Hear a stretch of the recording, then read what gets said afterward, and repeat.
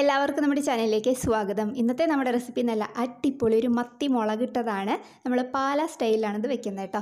അപ്പോൾ ഈ രീതിയിൽ നിങ്ങൾക്ക് ഇഷ്ടമാണെന്നുണ്ടെങ്കിൽ എന്തായാലും ട്രൈ ചെയ്ത് നോക്കാൻ മറക്കരുത്. ചോറിൻ്റെ കൂടെ കപ്പയുടെ കൂടെയൊക്കെ അടിപൊളി കോമ്പിനേഷൻ ആയിരിക്കും. അപ്പോൾ നിങ്ങൾക്ക് ഇഷ്ടമായാൽ ട്രൈ ചെയ്യുക. കൂടാതെ നിങ്ങളുടെ ഫ്രണ്ട്സിനും ഫാമിലിക്കും ഈ റെസിപ്പി വീഡിയോ ഒന്ന് ഷെയർ ചെയ്യാൻ മറക്കല്ലേ. ആരെങ്കിലും നമ്മുടെ ചാനലിലേക്ക് ആദ്യമായിട്ട് വന്നിട്ടുണ്ടെങ്കിൽ ഒന്ന് ചാനൽ സബ്സ്ക്രൈബ് ചെയ്യാനും മറക്കല്ലേ. അപ്പോൾ നമുക്ക് മത്തി മുളകിട്ടത് തയ്യാറാക്കാം. അതിന് വേണ്ടിയിട്ട് ഞാൻ സ്റ്റവ് ഓണാക്കി ഒരു പാത്രം വെച്ച് കൊടുത്തിട്ടുണ്ട്. നിങ്ങളുടെ കയ്യിൽ മൺചട്ടി ഉണ്ടെങ്കിൽ അത് എടുക്കുന്നതായിരിക്കും കൂടുതൽ നല്ലത്. അപ്പോൾ ഇതൊന്ന് ചൂടായിട്ട് വരുമ്പോഴത്തേക്കും ഇതിലേക്ക് 2 ടേബിൾ സ്പൂൺ വെളിച്ചെണ്ണ ചേർക്കുന്നുണ്ട്. വെളിച്ചെണ്ണ ആയിരിക്കും കൂടുതൽ നല്ലത് കേട്ടോ കറിക്ക്. അപ്പോൾ വെളിച്ചെണ്ണ ഒന്ന് ചൂടായിട്ട് വരുമ്പോഴത്തേക്ക് ഇതിലേക്ക് ഒരു 1/4 ടീസ്പൂൺ ഉലുവ ഇട്ടൊന്ന് പൊട്ടിച്ചെടുക്കാം. ഉലുവ നല്ലൊരു ഫ്ലേവർ തരും നമ്മുടെ ഈ മീൻ കറിക്ക്. അപ്പോൾ ഉലുവ ഒന്ന് പൊട്ടി വരുമ്പോഴത്തേക്കും ഇതിലേക്ക് ഒരു 3 അല്ലി വെളുത്തുള്ളി ചെറുതായിട്ട് അരിഞ്ഞത് ചേർത്ത് കൊടുക്കുന്നുണ്ട്. ഇനി ഇതിലേക്ക് ഒരു ചെറിയ കഷ്ണം ഇഞ്ചി ചെറുതായിട്ട് അരിഞ്ഞത് ചേർത്ത് കൊടുക്കുന്നുണ്ട്. ഇനി ഇതിലേക്ക് ഒരു 3 നല്ല എരിവുള്ള പച്ചമുളക് ചെറുതായിട്ട് അരിഞ്ഞത് ചേർത്ത് കൊടുക്കുന്നുണ്ട്. എരിവിൻ്റെ അളവ് നിങ്ങളുടെ ഇതിനനുസരിച്ചിട്ട് മാറ്റം വരുത്താം. ഇനി ഇതിലേക്ക് ഒരു 10 ചെറിയുള്ളി ചെറുതായിട്ട് അരിഞ്ഞത് ചേർത്ത് കൊടുക്കുന്നുണ്ട്. അപ്പോൾ നിങ്ങളുടെ കയ്യിൽ ചെറിയുള്ളി ഇല്ലയെന്നുണ്ടെങ്കിൽ ഒരു 1/4 ഭാഗം സവാള ചെറുതായിട്ട് അരിഞ്ഞത് ചേർത്ത് കൊടുത്താലും മതി. ഇനി ഇതിലേക്ക് നമുക്ക് ആവശ്യത്തിന് കറിവേപ്പിലയും കൂടി ചേർക്കാം. ഇനി ഇതിലേക്ക് കുറച്ച് ഉപ്പും കൂടി ചേർത്തിട്ട് നമുക്ക് നന്നായിട്ടൊന്ന് വഴറ്റിയെടുക്കാം. അപ്പോൾ ഉള്ളി ഒന്നും കരിഞ്ഞു പോവാതെ വേണം നമ്മളിത് വഴറ്റിയെടുക്കാൻ കേട്ടോ. അപ്പോൾ ഒരു മീഡിയം ഫ്ലെയിമിലിട്ടിട്ട് ചെയ്തെടുക്കാം. അപ്പോൾ ഉള്ളിയൊക്കെ ഒന്ന് നന്നായിട്ട് വഴന്ന് വന്നിട്ടുണ്ട്. ഇനി ഇതിലേക്ക് ഒരു 1/4 ടീസ്പൂൺ മഞ്ഞൾപ്പൊടി ചേർക്കുന്നുണ്ട്. അപ്പോൾ നമ്മൾ ഫ്ലെയിം ഏറ്റവും ലോവിലേക്ക് വെച്ചിട്ട് വേണം പൊടികൾ ചേർക്കാൻ, അല്ലെങ്കിൽ പൊടികളൊക്കെ കരിഞ്ഞു പോകും.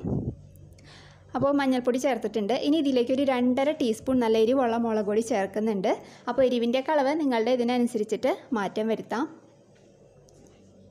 ഇനി ഇതിലേക്ക് ഒരു 1/4 ടീസ്പൂൺ ഉലുവ പൊടിച്ചത് ചേർക്കുന്നുണ്ട്. ഉലുവ വറുത്ത് പൊടിച്ചതല്ല, വെറുതെ മിക്സിയിലൊന്ന് പൊടിച്ചെടുത്തതാണ്. അതിൽ ഒരു 1/4 ടീസ്പൂൺ ചേർത്ത് കൊടുത്തിട്ടുണ്ട്. അതും കൂടി ചേർത്ത് കൊടുത്തിട്ട് നമുക്ക് ലോ ഫ്ലെയിമിലിട്ടിട്ട് നന്നായിട്ടൊന്ന് വഴറ്റിയെടുക്കാം. ഇതിനകത്ത് എണ്ണയൊക്കെ നന്നായിട്ട് തെളിഞ്ഞ് വരണം.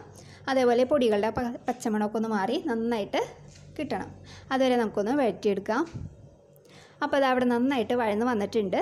പൊടികളുടെ പച്ചമണമൊക്കെ മാറി എണ്ണയൊക്കെ തെളിഞ്ഞ് വന്നിട്ടുണ്ട്. ഇനി ഇതിലേക്ക് ഞാൻ 1.5 കപ്പ് വെള്ളം ചേർക്കുന്നുണ്ട്.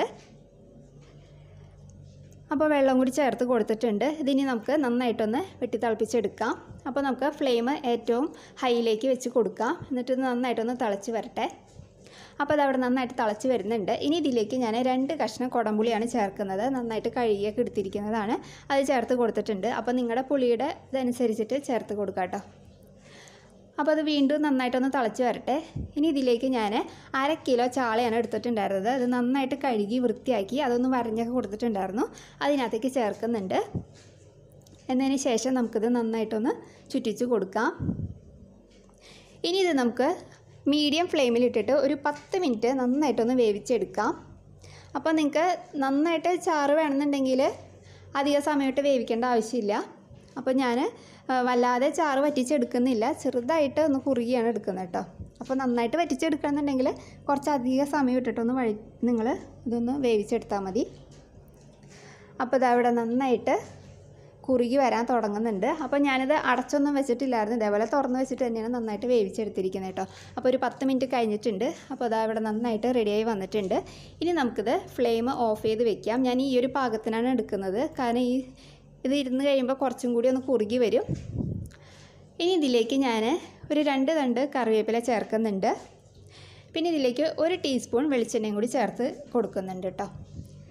അപ്പോൾ നമ്മുടെ മീൻ കറി ഇവിടെ റെഡി ആയിട്ടുണ്ട്. ഇത് നമുക്കൊന്ന് അടച്ച് വയ്ക്കാം. ഇനി കുറച്ച് നേരം കഴിഞ്ഞിട്ട് നമുക്കത് നോക്കാം. അപ്പോൾ അതാ നമ്മൾ മീൻ കറിയൊക്കെ റെഡിയാക്കി വെച്ചിട്ട് ഇപ്പോൾ കുറച്ചധികം സമയമായിട്ടുണ്ട്. അപ്പോൾ അതാ കണ്ടില്ലേ, നല്ല അടിപൊളിയായി വന്നിട്ടുണ്ട്. നല്ല റെഡിഷ് കളറൊക്കെ ആയി വന്നിട്ടുണ്ട്. അതേപോലെ ഉപ്പും പുളിയൊക്കെ പിടിച്ചിട്ടുണ്ട്.